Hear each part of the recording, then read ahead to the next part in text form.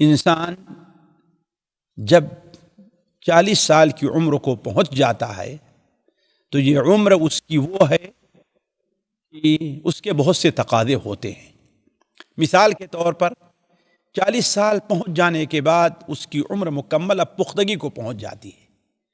اب اس کے بعد کا جو مرحلہ آ رہا ہے، اب اس کے جسم میں طاقت کے اضافے کا نہیں بلکہ اب طاقت کی کمی کا، گویا کہ ڈھل رہا ہے۔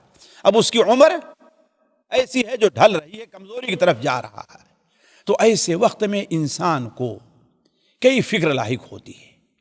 ایک تو اپنی صحت، طاقت اور اپنے کام کی فکر۔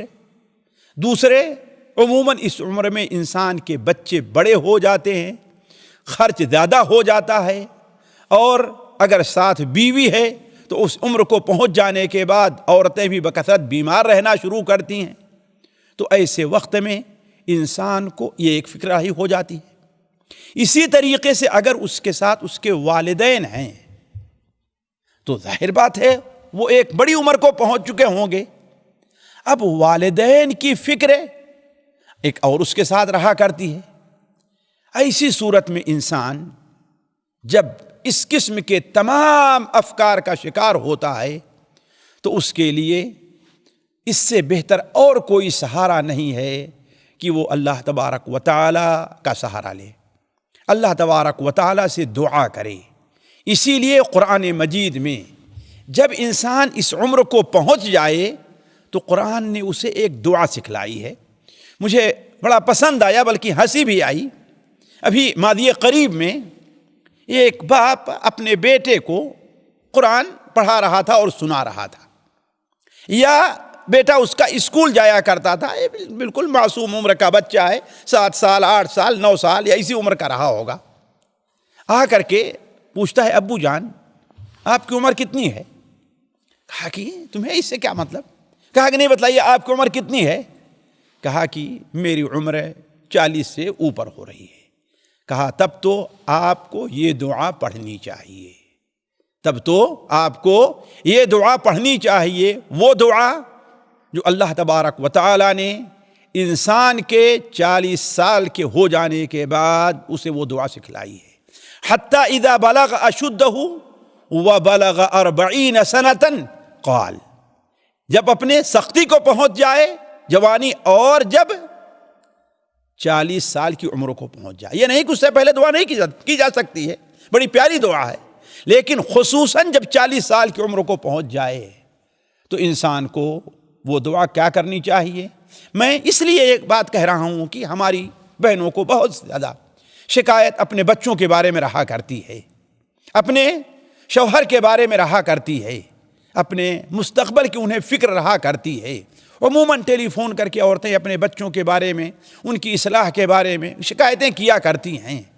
تو ایسی عمر میں پہنچ جانے کے بعد سب سے بہترین سہارا ایک مومن کے لیے وہ اللہ تبارک و تعالی ہے، اور اس سے یہ دعا ان الفاظ میں دعا مانگی جائے۔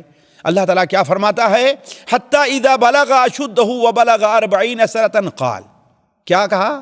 رب اوزعنی ان اشکر نعمتک التی انعمت علی وعلی والدی وان اعمل صالحا ترضاہ واصلح لی فی ذریتی انی تبت الیک وانی من المسلمین۔ اے میرے رب، ربی، اے میرے رب، اوزعنی، تو مجھے توفیق دے، اس لیے کہ کوئی کام بغیر اللہ کی توفیق کے ممکن نہیں ہے۔ وما تشاءون الا ان یشاء اللہ، بغیر اللہ کے چاہے صرف تمہارے چاہنے سے کچھ نہیں ہوتا۔ تو ربی اوزعنی، اے میرے رب مجھے تو توفیق دے، کس بات کی؟ ان اشکر نعمتک التی انعمت علی، کہ میں تیری ان نعمتوں کا شکریہ ادا کروں جو آپ نے ہمارے اوپر کیا ہے۔ آپ نے ہمیں مسلمان بنایا، آپ نے ہمیں اتنی عمر دی کہ اب میں 40 کو پہنچ رہا ہوں، 40 کو پہنچ گیا ہوں۔ تو اوزعنی ان اشکر نعمتک التی انعمت علی وعلی والدی، اور آپ نے میرے والدین پر بھی نعمت کی، اس کا بھی شکریہ ادا ہے کہ ایسے والدین آپ نے مجھے عطا کیے جنہوں نے مجھے اس راستے پر لگایا کہ میں تجھ کو پہچان سکوں، جنہوں نے مجھے پال پوس کر اتنا بڑا کیا کہ میں یہ کچھ کہہ سکوں اور بول سکوں۔ تو ربی اوزعنی ان اشکر نعمتک التی انعمت علی وعلی والدی وان اعمل صالحا ترضاہ، اور مجھے ایسے نیک عمل کی توفیق عطا فرما جس سے تو راضی ہو جائے۔ صرف یہی نہیں کہ میں کام کرتا رہوں، عمل کرتا رہوں، لوگ اس سوچتے کم ہیں، فکر اس کی کم رہتی ہے۔ ان کا مطلب ایک شخص ہے نماز پڑھتا ہے، لیکن آیا اس کی نماز اللہ کے نزدیک مقبول ہے کہ نہیں ہے اس پر کوئی توجہ نہیں ہوتی، اللہ اس کی نماز سے راضی ہے کہ نہیں ہے اس کے بارے میں نہیں سوچتا ہے۔ نہیں، وَأَنْ أَعْمَلَ صَالِحًا تَرْضَاهُ، اے اللہ تعالیٰ مجھے ایسے نیک عمل کی توفیق عطا فرما جس سے تو راضی ہو جائے، یعنی تیری بارگاہ میں قبول بھی ہو۔ اس کے بعد وَأَصْلِحْ لِي فِي ذُرِّيَّتِي، وَأَصْلِحْ لِي فِي ذُرِّيَّتِي، اے رب میرے لیے میری ذریت میں اصلاح کر دے۔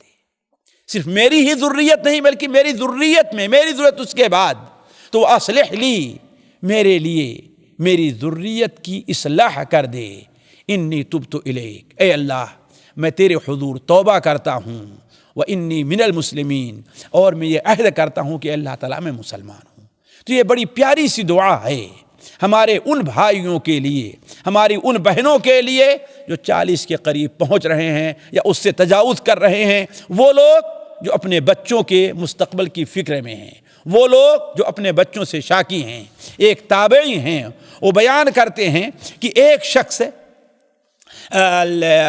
ایک تابعی ہیں، ان کے پاس آتا ہے، ابو معشر نامی ایک شخص آتا ہے اور کہتا ہے کہ مجھے میرا بیٹا بڑا تنگ کر رہا ہے، مجھے میرے بیٹے سے بڑی شکایت ہے، اپنے بیٹے سے مجھے بڑی شکایت ہے۔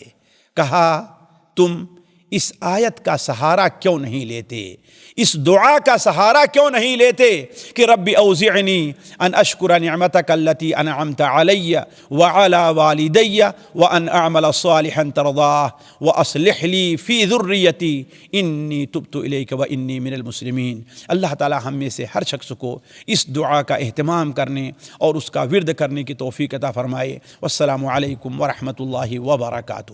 سامعین اکرام، ہمارے علمی اور عوامی دروس اور سوال و جواب کی مجلسوں سے آپ خود بھی مستفید ہوں اور اپنے دوست و احباب کے ساتھ بھی شیئر کریں۔